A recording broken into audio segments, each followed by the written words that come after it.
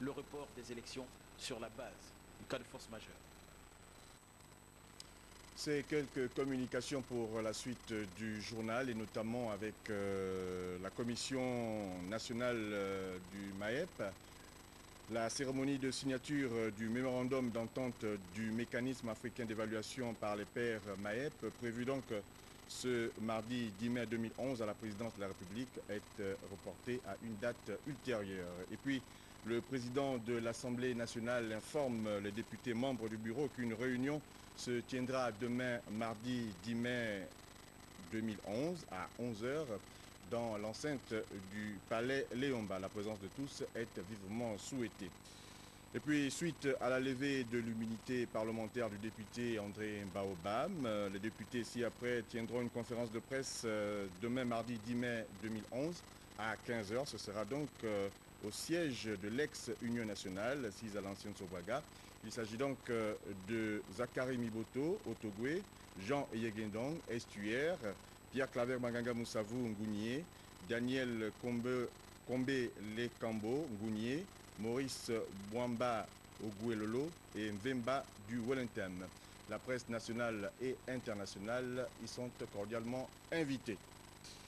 Le Premier ministre chef du gouvernement, M. Paul Biya-Oguemba, présidera quant à lui une réunion du Conseil interministériel demain mardi 10 mai 2011 à 11 h en la salle habituelle abritant donc les services du Premier ministre, 6 au boulevard de l'Indépendance. Il faut environ 9 en CFA pour sauver la radio Africa numéro 1 du naufrage économique et infrastructurel, voulais-je dire. Aux arrivées donc, les salariés, il faut donc ajouter les excédents donc déposés récemment par le personnel, notamment ce préavis de grève qui a donc été placé ce matin en présence d'Edgar Djembi-Lukaga et Yvette Okosa. Les salles de production, les studios de présentation ou encore les régies sont désertés par des personnels préoccupés par l'état désastreux de la radio panafricaine, Africa numéro 1, dont la participation au capital n'a pas sorti l'ambitieux projet de feu le président Marbongo Ondimba de la BIM. Le centre émetteur de Moyabi, dont les équipements sont devenus obsolètes, se dégrade davantage. Le réseau FM au Gabon et à l'étranger est pratiquement à l'arrêt. Nous, cette difficulté était tout à fait insurmontable parce qu'il fallait budgétiser la contribution de l'État. Mais comment budgétiser la subvention à une entreprise où l'État représente 35%, les actionnaires privés gabonais 13% et puis le partenaire libyen 52%. D'où la situation catastrophique aujourd'hui. La direction générale d'Africa numéro 1 reconnaît que la radio a touché le fond, mais que tout est mis en œuvre pour lancer un plan d'urgence. La priorité, c'est de rétablir une partie de Moyabi, un émetteur, et puis la commercialisation de l'antenne, rétablir tous les FM qui étaient en suspension, les biais francophones. 9 milliards de francs CFA environ, c'est l'argent qu'il faut pour sauver la radio. Mais face à la crise en Libye, l'État gabonais, pressé par les impératifs de retransmission radiodiffusée de la Coupe d'Afrique des Nations de football 2012, devait prendre ses responsabilités. Conseil d'administration du 4 mai 2011, nous avons demandé aux partenaires libyens de contacter la LAP, qui est l'organisme qui gère un peu les participations en Libye, pour qu'il y ait une augmentation de capital, que l'État rentre en force dans le capital, soit majoritaire. Comme ça, l'État pourra apporter une aide conséquente à la radio, notamment en termes de redressement et de financement du fonctionnement. Et nous attendons aujourd'hui la réponse de la partie libyenne. Il leur a été accordé une semaine pour pouvoir se prononcer. Ce n'est pas un secret. La situation actuelle d'Africa numéro 1 est la conséquence d'un plan de privatisation mal monté, lui-même tributaire d'une gestion qui a manqué de vision pendant plus de 20 ans. On parle de communication, mais surtout des nouvelles technologies avec cette formation initiée par les académies Cisco et Microsoft qui vient donc de lancer des modules de formation à l'endroit des étudiants gabonais. Les responsables des grandes écoles telles IAI, IST, lycée technique et même des collèges de la place ont assisté à la présentation des programmes qui permettront, entre autres, de réduire les coûts dans le domaine des déplacements. Jean-Raoul Badinga, Serge Ndjegui Mabila.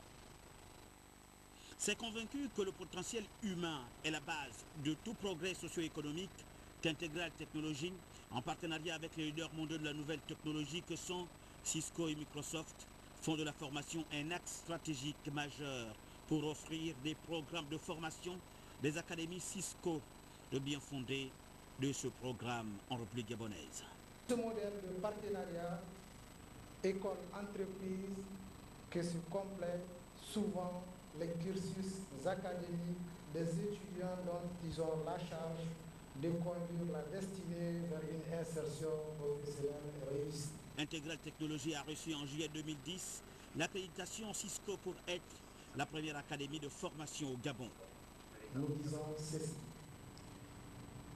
La problématique de la formation des ressources humaines pour des compétences bien ciblées dans le domaine des nouvelles technologies se pose avec acuité au Gabon. Les techniciens bien formés, des niveaux agents de maîtrise, se font de plus en plus rares sur le marché de l'emploi.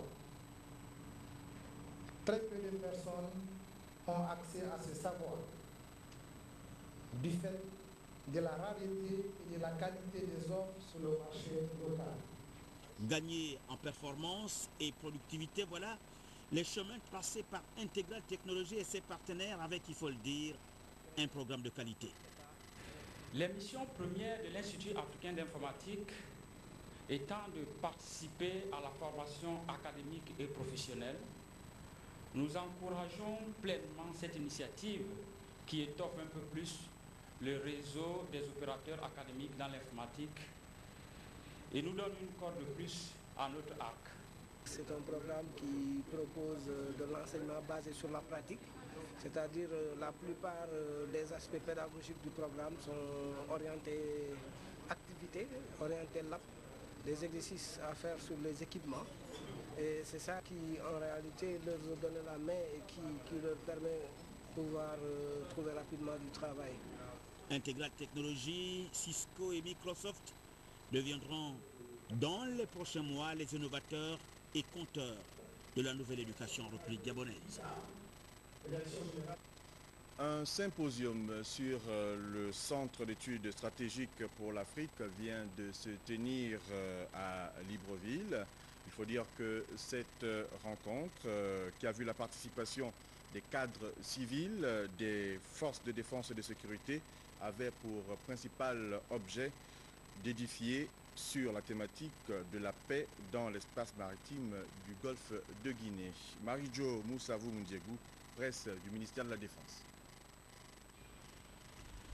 Placée sous l'initiative de l'amicale des anciens auditeurs du César, cette rencontre est organisée chaque année sur la thématique du rôle qu'il joue en matière d'études stratégiques en Afrique. Prenez part à ces travaux toutes les composantes de nos forces de défense et de sécurité, ainsi que quelques écoles, notamment le Pétané militaire et l'école d'application du service de santé militaire de Libreville. Le Centre d'études stratégiques en Afrique a été créé en 1999 en tant que moyen principal pour le département de la défense des États-Unis d'impulser des activités régionales de sensibilisation et d'établissement de réseaux entre les dirigeants civils, militaires et non gouvernementaux des États-Unis et d'Afrique. Le général Rizogo, ancien auditeur du César, en sa qualité de chef d'état-major général en second des forces d'armée gabonaises, donne des précisions sur la mission du César. Initiée par le département de défense américain et mise en œuvre en partenariat avec le gouvernement gabonais, l'amicale du Centre d'études stratégiques de l'Afrique au Gabon aide à promouvoir les principes de démocratie et de bonne gouvernance, améliorer la coopération en matière de sécurité, lutter plus efficacement contre le terrorisme et les traites de tout genre, ainsi qu'à prévenir les conflits. Toutefois, les invités qui manifestent un intérêt particulier aux actions menées par le César peuvent devenir membres associés. L'un des conférenciers de ce symposium, Jonathan Tutumgom, donne ici les perspectives de la sécurisation du golfe de Guinée. Nous avons été conviés pour exposer sur le thème du golfe de Guinée, c'est-à-dire est-ce que le golfe de Guinée est une zone de paix? Et nous avions essayé de démontrer l'importance du golfe de Guinée sur le plan économique, sur le plan politique et sur le plan stratégique. Et à partir de là, nous avions essayé d'identifier les menaces ou bien les risques qui pèsent sur le golfe de Guinée pour que la paix relative qui y règne aujourd'hui ne soit pas transformée en un conflit généralisé. Il faut préciser à toutes fins utiles que le thème de ce symposium a porté sur la problématique de la paix dans l'espace maritime du golfe de Guinée. Un invité sur ce plateau, nous recevons l'ambassadeur porte-parole du ministère des Affaires étrangères, Jean-Claude Franck Mendom. Bonsoir. Bonsoir.